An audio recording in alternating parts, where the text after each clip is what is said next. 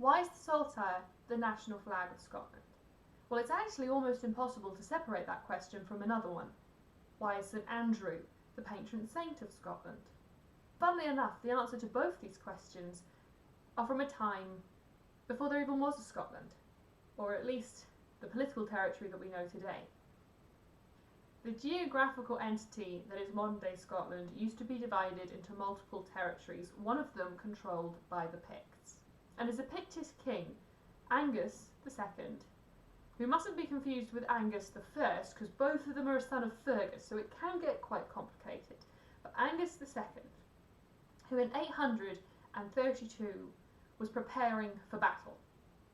It's that age-old story, even though we haven't actually got a political entity of Scotland and England, it is once again over those border territories that we spoke about in another video, and it is the Picts against the Angles. Now Angus is preparing for battle, and of course for all soldiers there's a lot of contemplation that takes place before this.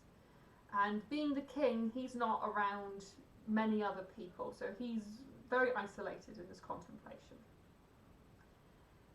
And eventually he falls asleep and he has a dream, and in this dream St Andrew appears.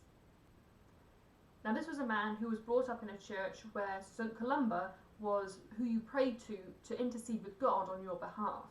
Angus must have woken up thinking that this dream was pretty strange, but it must have been even weirder for his men, because he strides out before the battle and tells his men that this saint has appeared to him in his dream. He thinks it's a really good omen.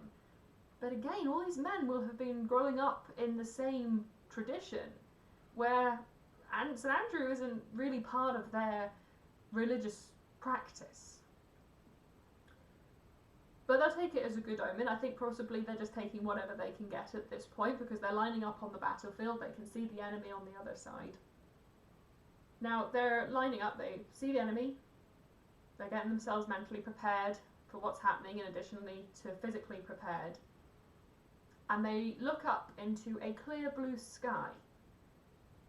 And what they see is the cross of St Andrew, the Saltire. And that's why the Scottish flag looks the way it does today.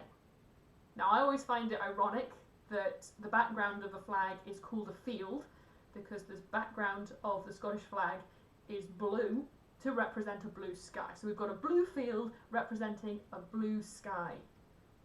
But of course the most significant part of the Saltire, the Scottish flag, is the white cross. Now for us today, seeing white lines, clouds crossing in the sky is not unusual, because we live in a day of aeroplanes and we used to seeing vapor trails everywhere. And in fact we get a lot more cloud just because of the fact we have aeroplanes in the sky. So try and imagine that you're standing in a field in 832 and you're looking up at this clear sky, which is completely clear apart from two naturally formed clouds that are crossed in an X formation. Angus II's army is victorious. They remain in control of their lands, they probably gain some additional territory as well. Of course this was huge in the minds of the people who witnessed it. As I say, the clouds in the sky were pretty much as miraculous as you could get for natural phenomena in this time period. King's dream gave significance to the clouds, and this is when the cult of St Andrew begins to be introduced in the religion of the Picts. This is the story of how eventually the cross of St Andrew, the Saltire, would be adopted as the national flag of Scotland, and of course how St Andrew began to become the dominant saint of Scottish religion. In 1385 it was actually an Act of Parliament that all soldiers in the Scottish army would have the cross of St Andrew the Saltire emblazoned somewhere, either as a badge or sewn onto their clothing.